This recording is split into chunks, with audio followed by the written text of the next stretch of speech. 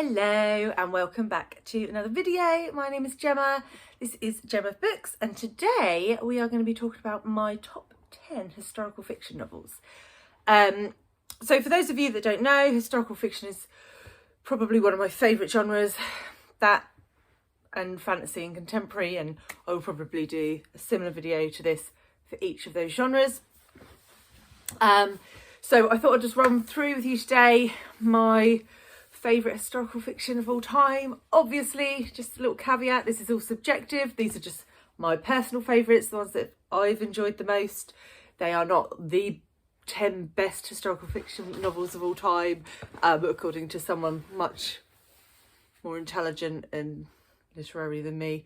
So yeah, I thought I'd just run through them. I have ordered them, though the order probably does change depending on the day. So I'm going to start with number 10 and work my way up. All of these were 4 or 5 star reads, so they're all fantastic. So yeah, my first book that I want to talk to you about is Bride of the Buddha by Barbara McHugh.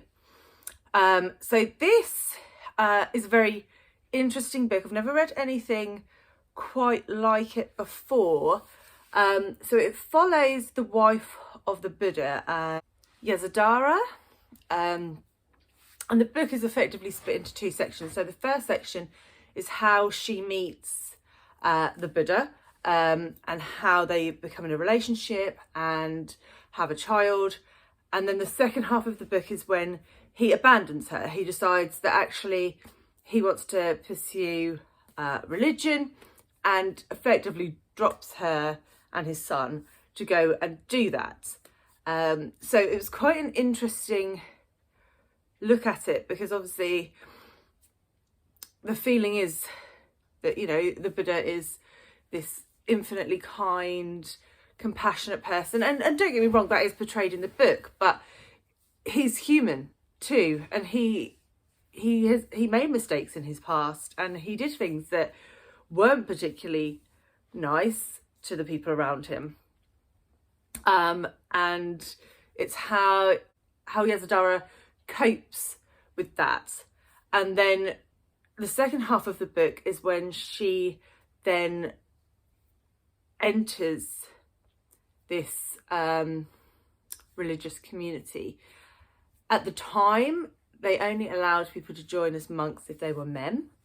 So she has to effectively pretend to be a man to get close to the Buddha, who she still has very strong feelings for, and to understand his motivations. And she's pursuing her own journey of faith to find out, you know, what she thinks about Buddhism and religion in general. And so yeah, so it's a really interesting look at a topic that is never looked at really from a woman's perspective.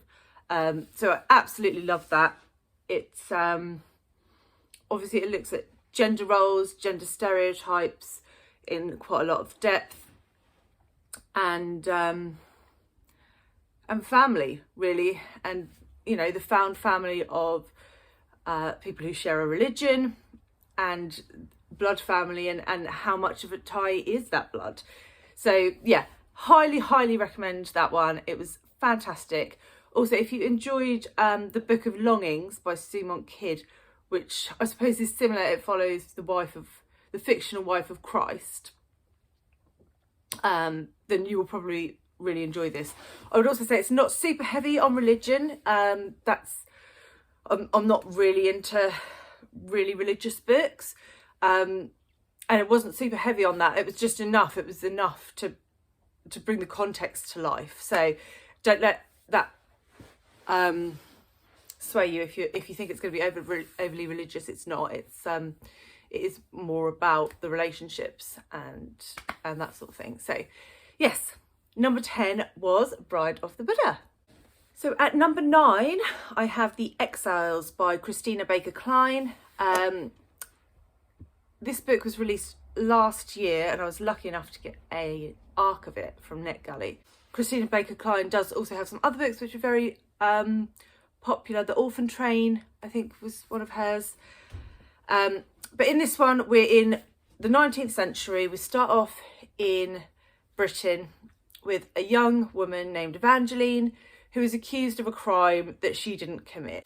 And then we follow her as she is imprisoned in London, and the situation, the circumstances of the prison there. And then she is shipped off to the penal colonies in Australia. So we follow her journey. So I'd say probably about 50% of this book is on, or not, or more, is on the actual ship going from Britain to Australia. While on that ship, she discovers that she is pregnant, and her storyline rolls from there. But within this, we actually follow three perspectives. So you start off with Evangeline, her story sort of kicks it off. Then on the boat, we meet a second POV, Martha, who is, or her mother was a midwife, so she's been trained as a midwife. So she befriends Evangeline, and then obviously she's involved with her pregnancy. And then we have a third POV, which is Mathena, who is an Aboriginal Australian girl who is orphaned within her tribe, and then the rich British colonists come over and basically take her away, adopt her, but they treat her like a pet. She's not really treated like a child at all. She's taken away from everything and everyone that she's ever known, and she is just treated like an ornament, like a trophy. So yeah, you follow her perspective in Australia as well. So you see these three women as we go through the story and the hardships that they suffer, and it was just fantastic. The way it was done, the different perspectives of obviously you have two British women and an Aboriginal Australian woman, and it was just beautifully tied together, and I absolutely loved it from start to finish. A real page turner, and yeah, I would highly recommend it, especially if you're looking to sort of broaden your knowledge around that sort of 19th century penal colonies area of history, which I wasn't overly familiar, or I'm still not overly familiar after reading one book, but which I wasn't familiar with at all. So it's yeah, a great place to start if you're interested in that area of history or historical fiction in general. Number 8 is one that is very, very well known, and that is Outlander by Diana Gabaldon. So obviously there is a TV series of this now, so many people are probably aware of it. It's also a sort of a genre merge, so it's sci-fi historical fiction in that it involves time travel. So you follow a woman, Claire, in the, I believe it's in the 60s, and she is transported back in time through some standing stones in Scotland to the 1700s, where Scotland is basically being torn apart by clan wars, and there's also some political rumblings happening in the background that come to the fore later on in the series. So she stumbles into the Highlands and is immediately attacked and then saved by Jamie. So Jamie is the male love interest in this story, and it follows their journey as they begin to know each other and try to stop some of the atrocities that are going to happen in Scotland, because Claire obviously knows the history of Scotland, and she knows the big battles that are to come, and the death and the disease and the famine that are on the horizon, and they're trying to work against that, basically. It's a beautiful love story. It's not over. I mean, if you've watched any of my previous videos, you know I'm not a huge fan of romance, but it's done in such a way that there is a story and the romance is a part of it. It's not a romance story. Also, don't be put off by the sci-fi element, the time travel, because actually it's pretty minor. Yeah, fantastic. I would also really, really recommend this one on audio. It's narrated by Davina Porter, and she does such a brilliant job of the narration. I have read the first 5 in this series, and I've listened to them all on audio, all narrated by Davina Porter, and I couldn't recommend it highly enough. So yeah, if you're looking for a bit of historical fiction but with a touch of romance, then absolutely that's the book for you. In at number 7 comes a 2021 release. It's Ariadne by Jennifer Saint. So this is a Greek myth retelling. It follows Ariadne, who helps Theseus to defeat the Minotaur. I suppose that the myth that kicks this whole story off is Theseus and the Minotaur. That's how we meet Ariadne. We find out what she does to help him. But that's just the very beginning of the story. It then goes on from there. So what I was not expecting but loved about this story was that it's actually dual perspective. So we follow Ariadne, but we also follow her sister Phaedra, and they're very different personalities and have very different motivations. And I really like the way that those two characters were done so differently, so that you did sympathise with them both, even when they were making mistakes and you knew that they were making mistakes, you could understand why they were making those mistakes. So you follow Ariadne as she goes off, and Theseus basically dumps her on a desert island, and you follow her story from there about how she survives that and how she moves forward from that. And then you follow Phaedra as she marries, thinking that her sister abandoned her. So I'm not going to go into too much detail because I don't know how much you're up to speed on your Greek myths. I wasn't really up to speed at all. I roughly knew some of the stories, but it follows other myths within this as well. So you have the story of Icarus as well features in this, and various other bits and bobs. But I thought it was really well tied together. Loved the character development. And if you enjoyed books like Circe and A Thousand Ships, I would say definitely pick this one up and give it a go, because I loved it. Okay, number 6 is a book that I read last month. The Secret Life of Bees by Sue Monk Kidd. Obviously, I have already mentioned that author earlier when I mentioned her book, The Book of Longings. But The Secret Life of Bees, wow. This is one of those books where you read a couple of chapters and the writing is like a hug. It envelops you, and you just need to know. You straight off the bat can connect with the characters,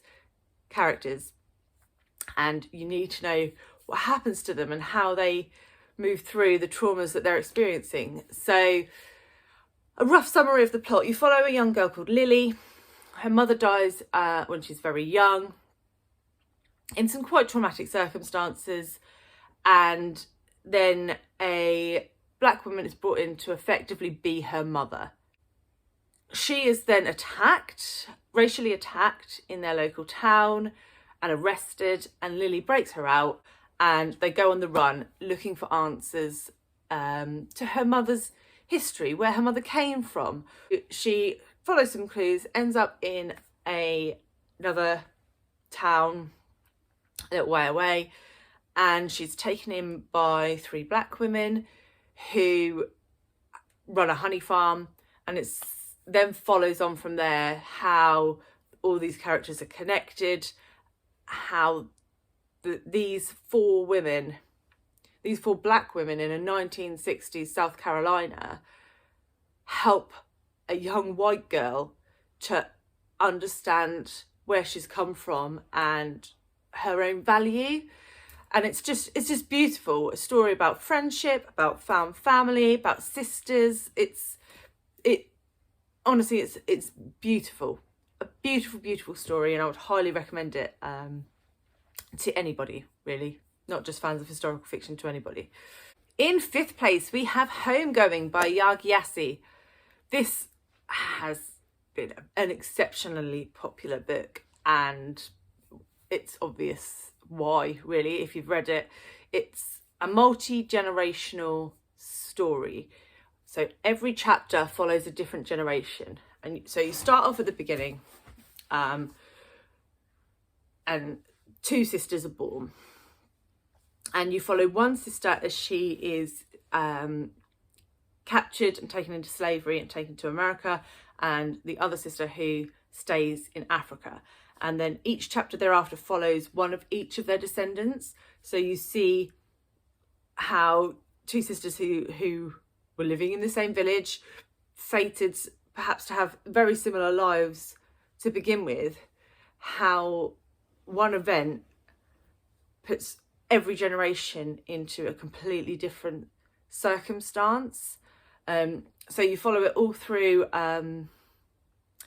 slavery in America and the racism, that chain of the family experience across multiple generations, right up until almost current day, I believe. It was a while ago I read it, so I can't quite remember where it finishes.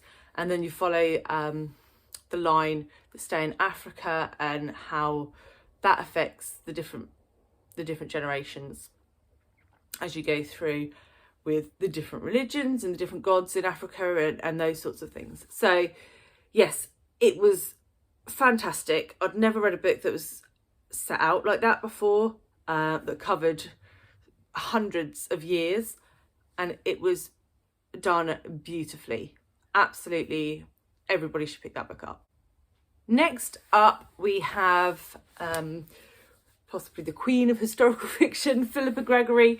She has written many historical fiction novels. Her most famous are the Tudors and the Plantagenets series, which follow different women through the Tudor realm, the Tudor reign, effectively. The one that stands out to me, the one that I'm going to talk about today, is The Constant Princess, which follows Catherine of Aragon. But Catherine of Aragon, in particular, is a character that I'd never really spent that much time thinking about. Obviously, Anne Boleyn gets quite a lot of airtime. Jane Seymour is always seen as the beautiful one that gave the son, and then you sort of move to like Mary and Elizabeth and what their roles were at the end of the Tudor reign. And Catherine of Aragon is quite often skipped over, or seen as the frumpy housewife that's usurped by the young beautiful Anne Boleyn. But this tells her story. For those of you that don't know, she was married to Henry VIII's brother before he came to the throne, and she would have been queen but to Henry VIII's brother.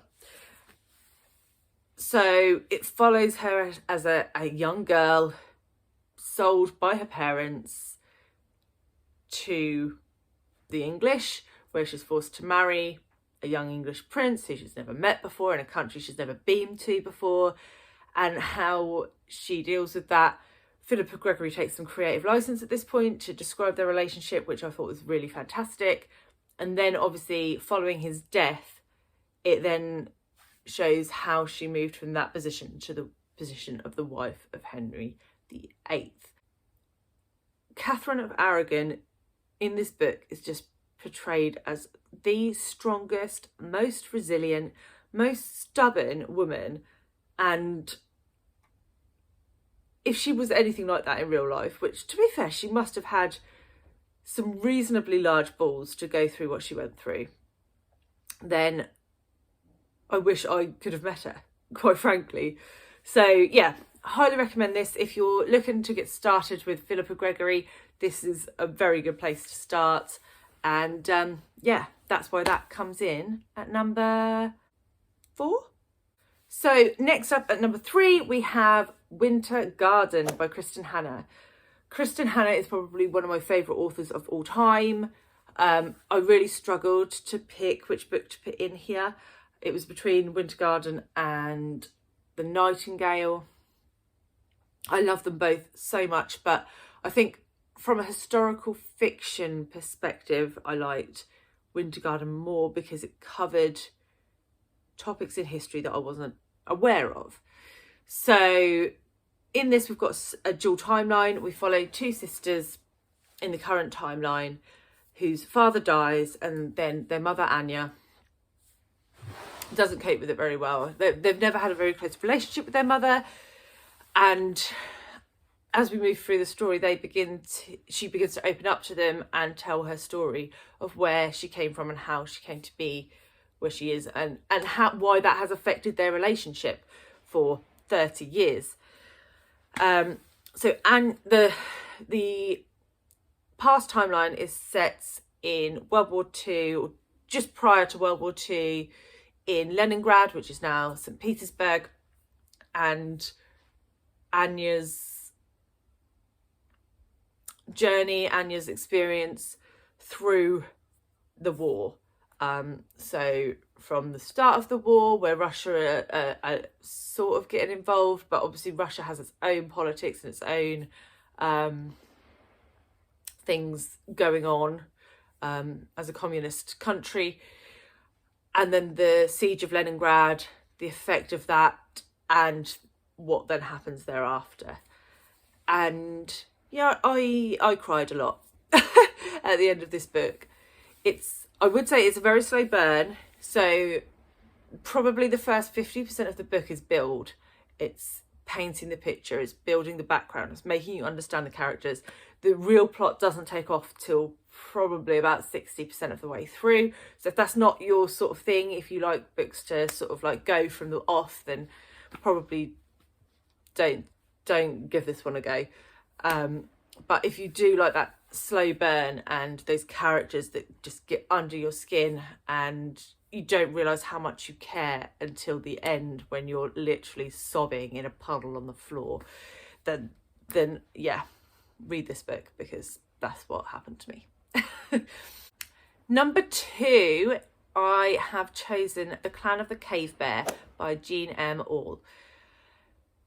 This is a reasonably old book that I only came across last year on Facebook.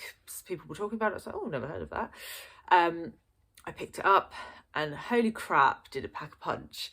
So this is historical fiction, so you can't go back much further than this.